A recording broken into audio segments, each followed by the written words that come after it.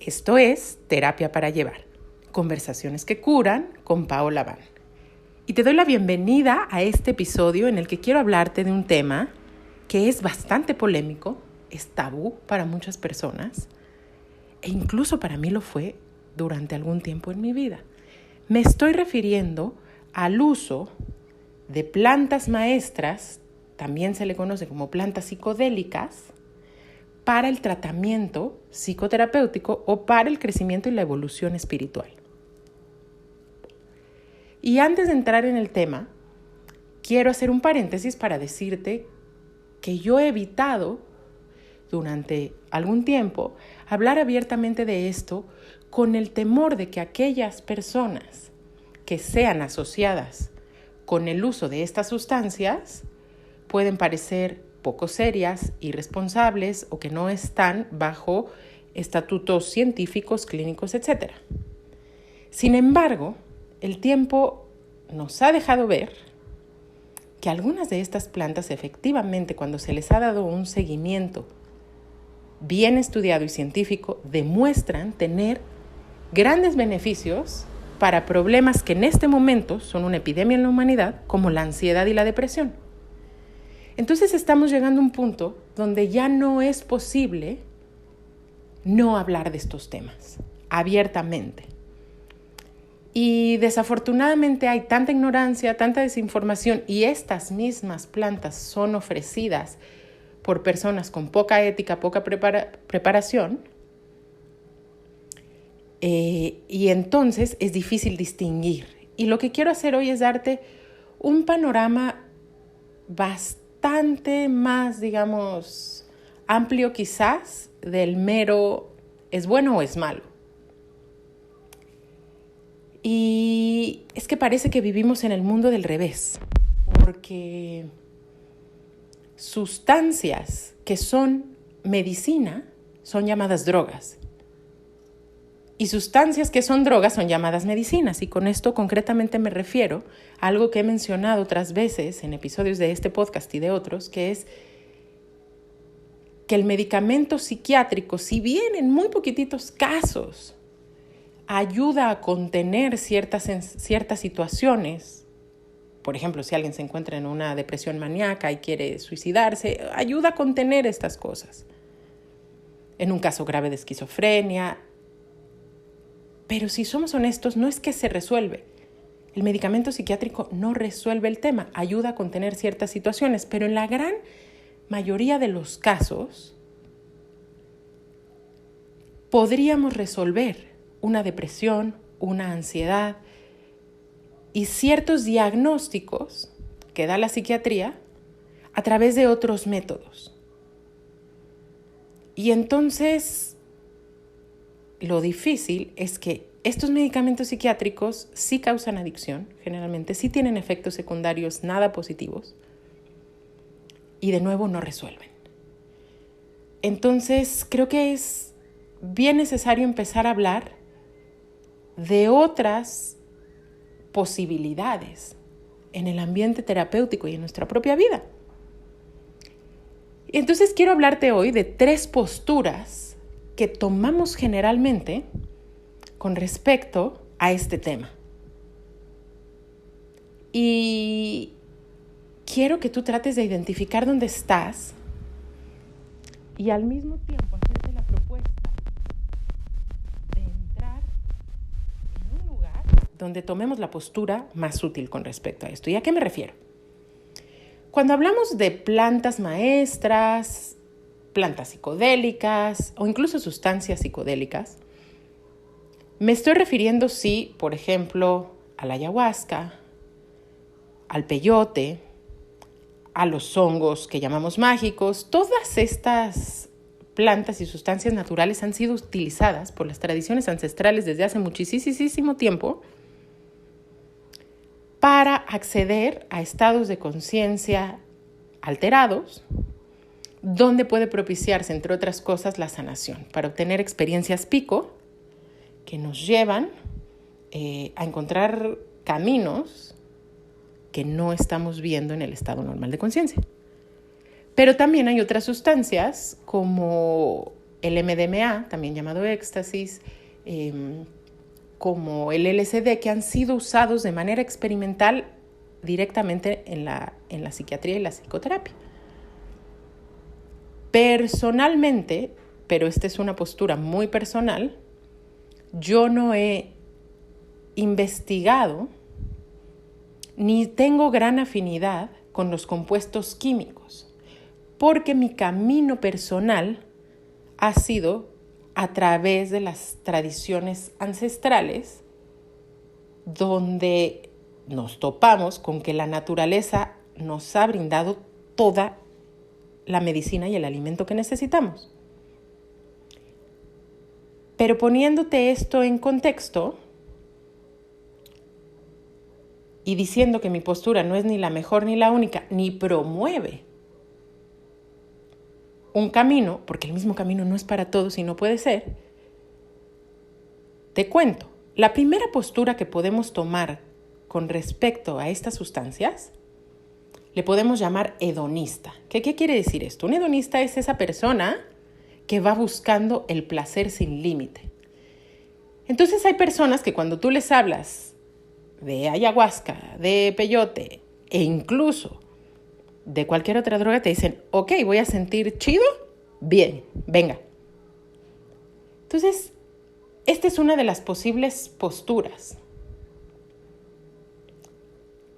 Gente muy creativa, gente, con una mentalidad muy abierta, toma esta postura y dice que venga, sin miedo al éxito, sin miedo a mañana. Esta postura no es precisamente la que yo considero que sea la más apoyadora, vamos a decir, del crecimiento espiritual o de la sanación en un contexto psicoterapéutico emocional. Tiene como limitación la posible adicción y el posible perderte sin hacer el trabajo y sin resolver también. Ahora, aquí hay un mito acerca de estas sustancias de las que te estoy hablando que quiero claramente explicarte que no es cierto. Medicinas como la ayahuasca, como el peyote, como los hongos, etc., no producen adicción como tal. Es más, el proceso bien llevado, ojo, y esto lo digo con mayúsculas, llevado en un contexto ceremonial, en un contexto profesional terapéutico, no hay manera, así lo pongo, no hay manera de que cause una adicción. Y te lo pongo así. Dime a cuántas personas conoces que sean adictas a la ayahuasca. O sea, una cosa es que digas, no, pues sí, yo conozco a alguien que cada mes echa una ceremonia, o no sé, cada semana, que sería muchísimo. Y a lo mejor en ese sentido, pues sí, hay un abuso de esta sustancia, pero quiero que me digas cuántas veces conoces a alguien que se haya ido a una clínica o que llegue, digamos, a un punto donde tiene una abstinencia, que se está volviendo loco o loca de ansiedad porque no tiene una de estas sustancias. Esto no pasa. De hecho, es todo lo contrario. Muchísimas personas, si no es que todas, antes de ir a enfrentar una ceremonia de alguna de estas plantas sagradas, sientes miedo. Porque sabes que te vas a ir a encontrar con tu oscuridad quizás, igual que con la luz, porque el proceso físico es pesado.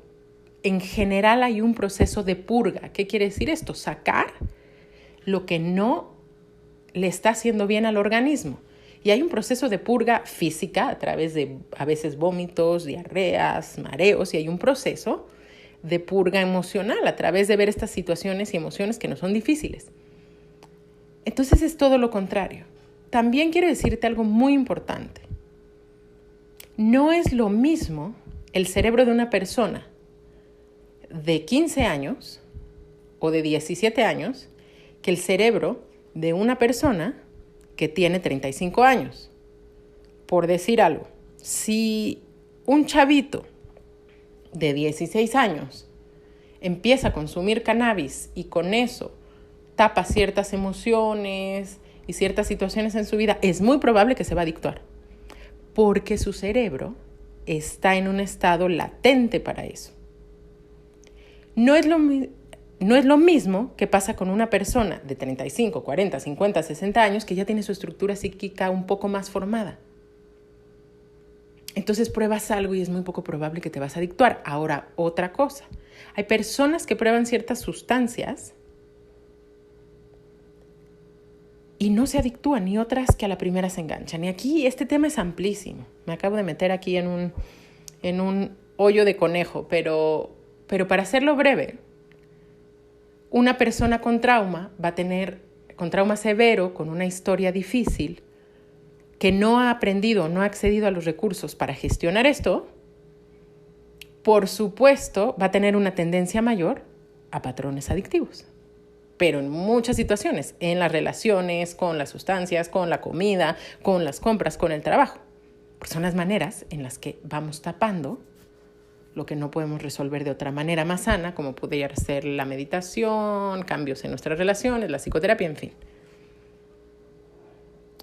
Entonces, no es tan simplista así como que pruebo algo y me engancho. Sin embargo, y muy tristemente vivimos en un planeta donde sí se han diseñado sustancias, que ni siquiera voy a decir el nombre, pero ahí sí drogas duras, que sí están hechas para que te enganches a la primera. Y de ahí que algo que yo sí contundentemente diría a cualquiera es: no te vayas por ese camino, por el camino de lo químico, de la droga diseñada, porque evidentemente están hechas para que te enganches. Entonces no es lo mismo una cosa que otra, pero ahí está una posible flaqueza de una personalidad hedonista que va a tomar igual una cosa que la otra. Y entonces sí es peligroso. Y entonces yo conozco casos de personas que te dicen: se volvió loco porque fue a una ceremonia de ayahuasca. Que yo diga: a ver, vamos a estudiar bien lo que pasó aquí. Y en general son personas que mezclaron sustancias, no hicieron la dieta o tomaron las medidas de cuidado que se les sugieren, mezclaron con alcohol, en fin. Por supuesto que se le botó la canica. Por supuesto. Sin embargo, la personalidad hedonista tiene algo muy bello que integrar, porque ya varias veces te he platicado que no hay nada que esté completamente equivocado sobre la Tierra. Hay algo que aprender de cada persona, de cada rasgo, de cada estado de la conciencia, de cada manera de ver el mundo. Y entonces sí es un hecho, y esto está confirmado, que los estados pico de conciencia, los estados elevados de conciencia, cuando se repiten una y otra vez, generan un nivel de conciencia. Te ayudan a avanzar en tu manera regular de pensar. Entonces, quizás tú eres un hedonista. Si lo tuyo es andar probando cosas y no hay medida y tal, entonces ahí, pues como tu aprendizaje es entrar un poco más en el perfil de la disciplina, del discernimiento, que esta es la segunda posible postura que podemos tener con respecto a esta situación, que es la postura purista. ¿A qué me refiero con esto? Son personas que cuando les hablas de sustancias te dicen: no, ¿por qué no mejor te pones a meditar? O dice Yogi Bhajan que te vas a volver loco si consumes estas sustancias. O esto se puede lograr a través del Qigong o de la disciplina Y hay de nuevo una gran riqueza en esta postura, porque es una postura que valora la sacralidad del cuerpo y de la mente. Entonces, es el típico yogi o el típico Vaishnava, entre paréntesis Hare Krishna, que te va a decir: no, ¿cómo crees? Ese no es el camino hacia Dios y ese no es el camino hacia crecer. Mejor haz ayuno, mejor ponte a meditar, mejor deja de comer carne, mejor lee las escrituras sagradas. Y por supuesto, y lo que ya te quiero empezar a decir, que en realidad el verdadero camino es una integración de estas tres posturas. que te voy a plantear, pero no una sola. Si tú te aferras a una sola, hay algo que no estás viendo. Si solamente eres una hedonista, entonces métele a la disciplina, porque el yogi tiene mucho que enseñarte. Porque está bueno alimentarse bien, porque está bueno sentarse cada tanto a meditar, porque vas a ver resultados. Entonces esta postura purista tiene grandes regalos que ofrecernos y a la vez es limitada. Porque el otro día alguien me comentaba en un post, que ni era el tema ese, pero alguien me decía, ay, se ve que en estas fotos es una ceremonia donde hay DMT y ojalá que las personas pudieran acceder a estos estados de amor sin necesidad de usar sustancias. Y yo te digo, pues ojalá pudieras quitarte una enfermedad de la panza sin tomarte los tecitos y sin... Pero cuando la medicina se necesita, se necesita. Entonces, pues sí, ojalá no necesitáramos nada. Pero aquí lo curioso es que yo puedo aceptar este argumento de personas realmente realizadas. ¿A qué me refiero con esto?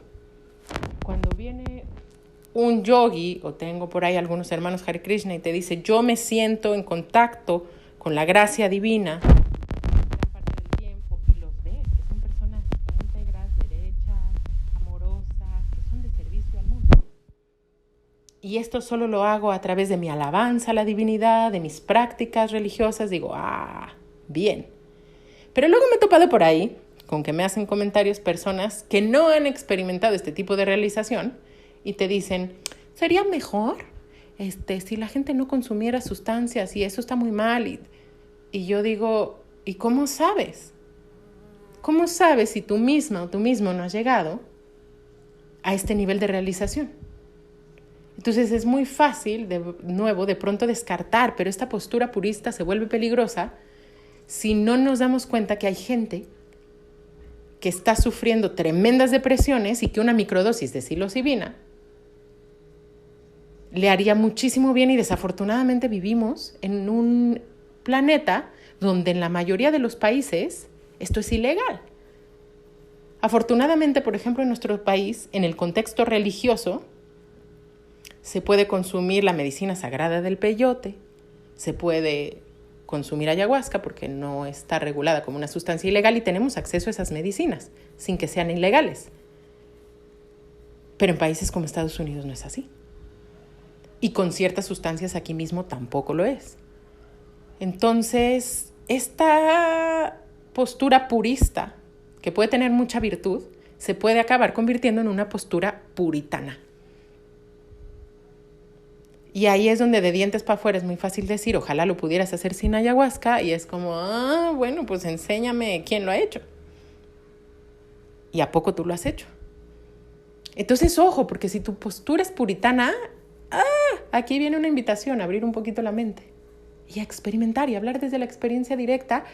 Y si no es tu camino, porque, ojo, es que aquí la verdad es que la intención no es promover nada, sino pintar un panorama completo. Si no es tu camino, está bien.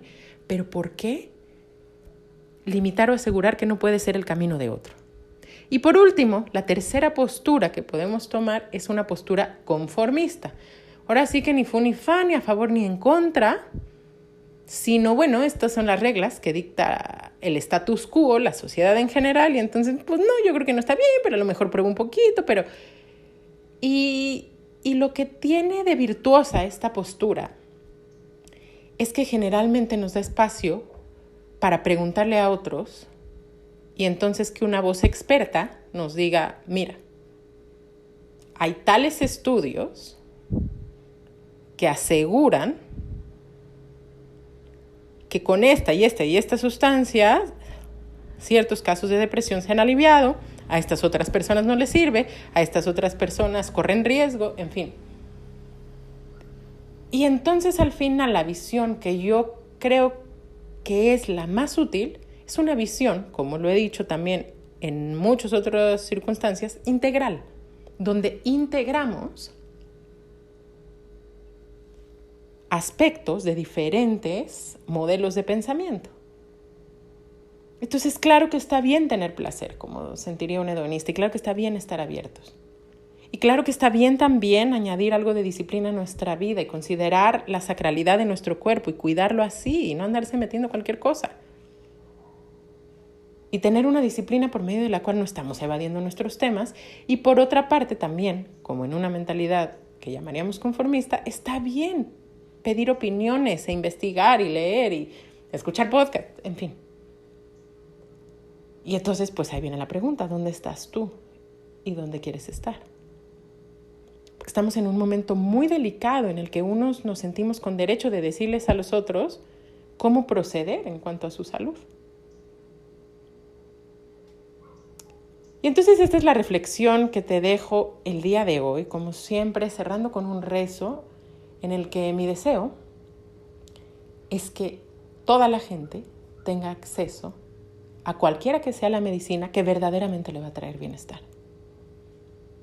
Mi nombre es Paola Abán, soy psicoterapeuta y me encuentras en Instagram como @PaolaAbán con B grande como abanico, y también me encuentras con mi proyecto Pachamamita como @pachamamita.mamitatierra, que es un proyecto por medio del cual traemos enseñanzas ancestrales, pero en un lenguaje accesible a nosotros los occidentales, moderno, relevante. Gracias por tu tiempo.